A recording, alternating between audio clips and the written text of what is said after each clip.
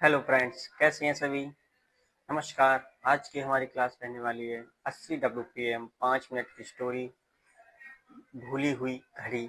Matter है, आप सभी प्रतियोगी परीक्षाओं की तैयारी कर सकते हैं।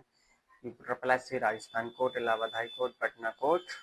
हिंदी डिक्टेशन के लिए चैनल को सब्सक्राइब जरूर करें। स्टोरी स्टार्ट होगी 5 सेकंड बाद।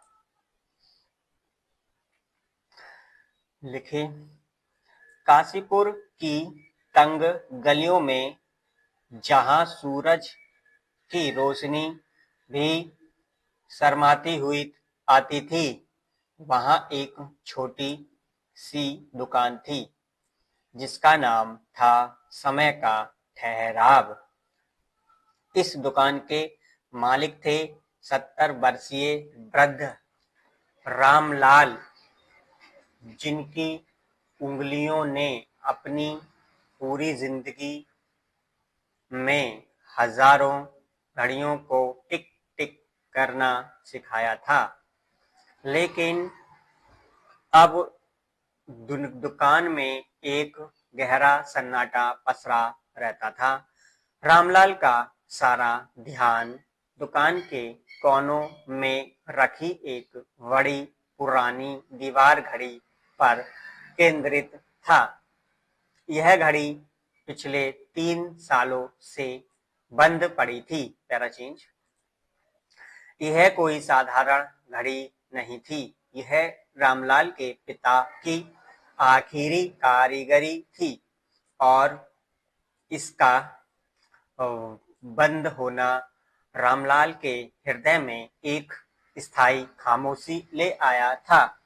हर सुबह रामलाल दुकान खोलते ही उस घड़ी को निहारते।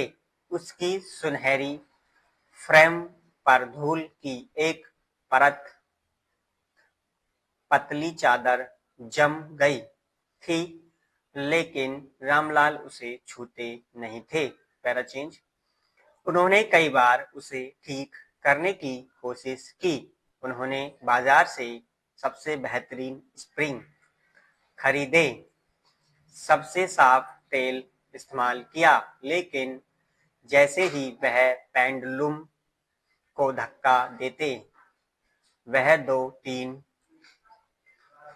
बार झूलकर हमेशा के लिए रुक जाता। रामलाल को लगता था शायद इस घड़ी में सिर्फ कलपुर्जे नहीं, बल्कि उनके पिता की अधूरी इच्छा भी समाई हुई है। घड़ी को बंद देखकर उन्हें लगता कि उनका अपना समय भी कहीं ठहर गया है। एक दिन दोपहर को जब रामलाल अपनी कुर्सी पर उग रहे थे, तो एक नौजवान लड़की नीलिमा दुकान में दाखिल हुई।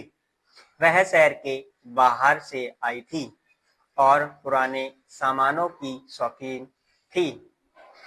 नीलिमा ने चारों ओर देखा और तुरंत उस भूली हुई घड़ी की ओर आकर्षित हुई। बाबा, यह कितनी सुंदर है, क्या आप इसे बेचेंगे? नीलिमा ने पूछा।